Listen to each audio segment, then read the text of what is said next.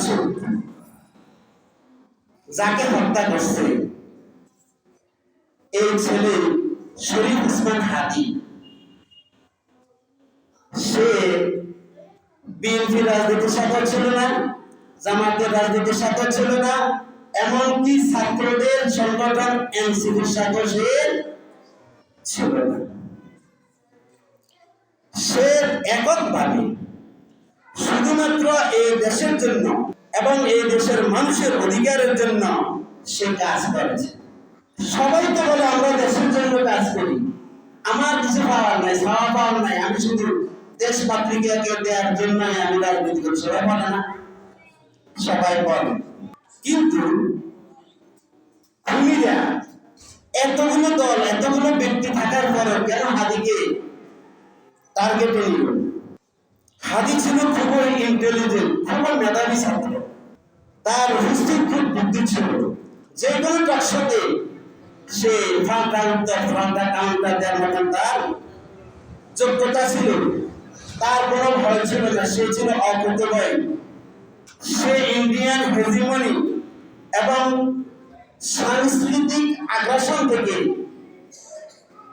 তরুণ সমাজকে বাঁচানোর জন্য, ইন্ডিয়ার আধিপত্য কালচারাল ফ্যাসিস্ট থেকে রক্ষা করে এই দেশে নতুন রাজনীতি বন্দোবস্ত করার জন্য সংগ্রাম চালিয়ে গেছে।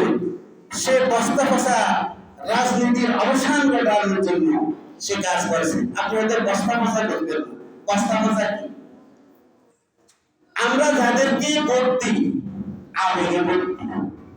আমার দল, আমার বাবা করেছে, আমার নানা করেছে, আমার চাচা করেছে, আমার বড় ভাই করেছে, কিন্তু যে ব্যক্তিকে আমরা ভোট দিই তার কোন নির্ভরযোগ্য কমিটমেন্ট আমাদের কাছে নেই যে আমি যদি ক্ষমতা দিই তোমার জন্য এই করব। এবং কেউ যদি প্রতিশ্রুতিও দেয় ওই ব্যক্তির ওই প্রতিশ্রুতির উপর আস্থা রাখার মতো নয়, সে তো মিথ্যাবাদী। যুগে যুগে সে বহুবার আমাদেরকে প্রতিশ্রুতি দিয়েছে, কিন্তু সে প্রতিশ্রুতি রাখে নাই। যাকে ভোট দিই সে হয়তো সাদাবাজ, সে হয়তো চরিত্রহীন, সে হয়তো সন্ত্রাসী, সে খুব খারাপ মানুষ। আপনি যদি খারাপ মানুষকে ভোট দেন তাহলে তার কাছ থেকে তো খারাপ হয়ে আসবে। যে পাত্রে ভালো আছে সে পাত্র থেকে না ভালো আসবে, যে পাত্রে ডাল আছে আপনি সে পাত্র থেকে চামচ যত বাইর করেন ওখান থেকে মাংস আসবে না। ডালের পাত্র থেকে ডাল বের হবে, সবজির পাত্র থেকে সবজি বের হবে, মাংসের পাত্র থেকে মাংস বের হবে।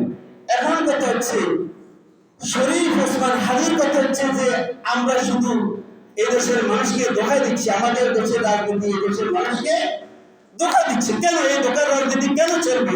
আমরা কতবার এভাবে আমরা রক্ত দেব, আমরা আমাদের অধিকারের জন্য আমরা 47 যুদ্ধ করেছি, 52তে ভাষা আন্দোলন করেছি, 1971 সালে আমরা পাকিস্তান থেকে বিভাজন হয়েছে আমাদের ভোটের অধিকার দেওয়ার জন্য, আমাদের নাগরিক অধিকার দেওয়ার জন্য।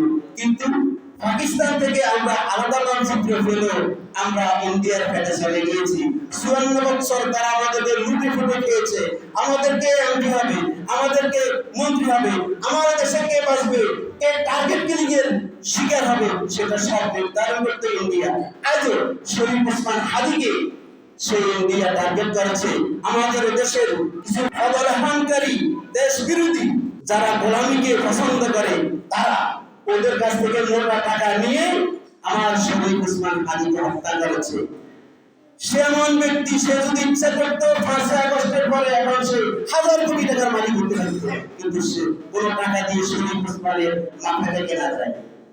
এই শরীফ ওসমানের মাথাকে কেনা যায় না বলে আজকে শরীফ ওসমান হাদি সে এই নির্মম হত্যার শিকার হয়েছে।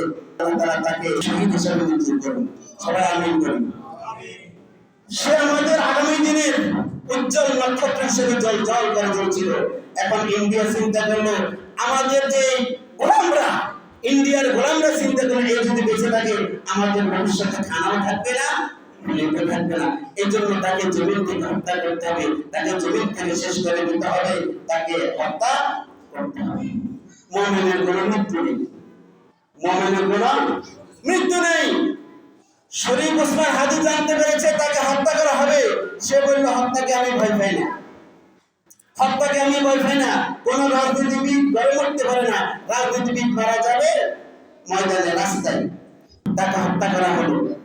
সে তার মধ্যে আমানতদারি ছিল, তার মধ্যে খোদাভীতি ছিল, তার মধ্যে মানুষের জন্য দরদ ছিল, তার মধ্যে যুব সমাজের জন্য, আগামী দিনের প্রজন্মের জন্য তার মধ্যে একটা দরদ ছিল।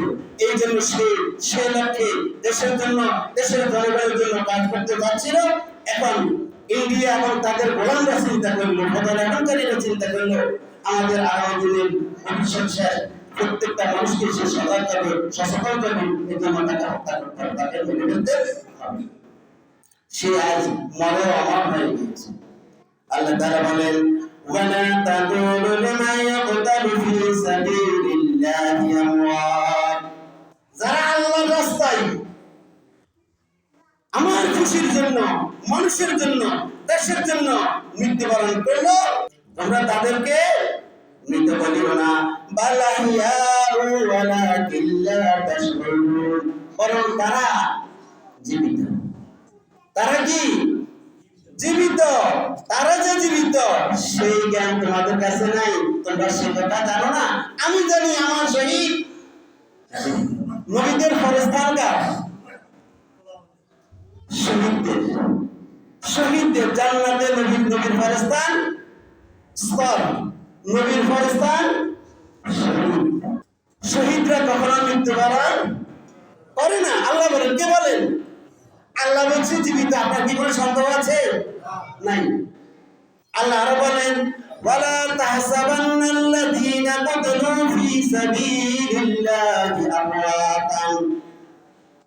যারা আমার রাস্তায় মৃত্যুবরণ করে তাদেরকে তোমরা মৃত মনে করিও না। আগের আয়াতে বলছে মৃত বলিও না, এই আয়াতে বলছে ওয়ালা তাহসাবান্না, তোমরা ধারণা করিও না, তোমরা মনে করিও না। আল্লাযীনা কুতিলু ফী সাবিলিল্লাহি আমওয়াতান, যারা আল্লাহর রাস্তায় শহীদ হয়েছে তাদেরকে তোমরা মৃত মনে করিও না। বাল আহইয়াউ ইনদা রাব্বিহিম ইউরযাকুন, বরং তারা জীবিত অবস্থায় তাদের প্রভুর কাছ থেকে রিজিক প্রাপ্ত হয়, রিজিক গ্রহণ করে। সম্মানিত মুসলিম কেরাম, এই জন্য শহীদি তামান্না আমাদের মধ্যে থাকতে হবে। আল্লাহ তাআলা যাকে পছন্দ করেন তাকে শহীদ হিসাবে গ্রহণ করেন, যারে তার শহীদ গ্রহণ করেন না। আপনি কত রকমের শহীদ আছে, এদের ইমানই নেই। হিন্দু বা শহীদ, হরলাল থেকে শহীদ, শহীদ না।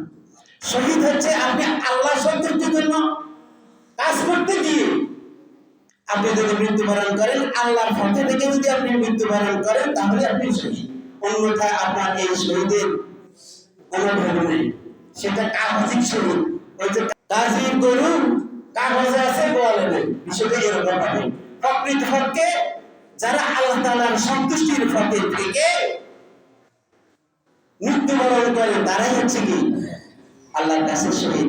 শরীফ ওসমান হাদির ব্যাপারে তার বাল্য বন্ধুরা বলছে, সে ছাত্র বয়স থেকে খুব ট্যালেন্ট ছিল। সে রাষ্ট্রীয়ভাবে অনেক বিতর্কের রাষ্ট্রীয় পুরস্কার পেয়েছে এবং ছাত্র বয়স থেকে তার মনের মধ্যে শহীদিতা মান্না ছিল। সে সফল হয়ে গেছে, সে মৃত্যুবরণ করে নাই। আল্লাহ তাআলা তাকে শাহাদাতের সর্বোচ্চ মর্যাদা দান করুন। আমিন।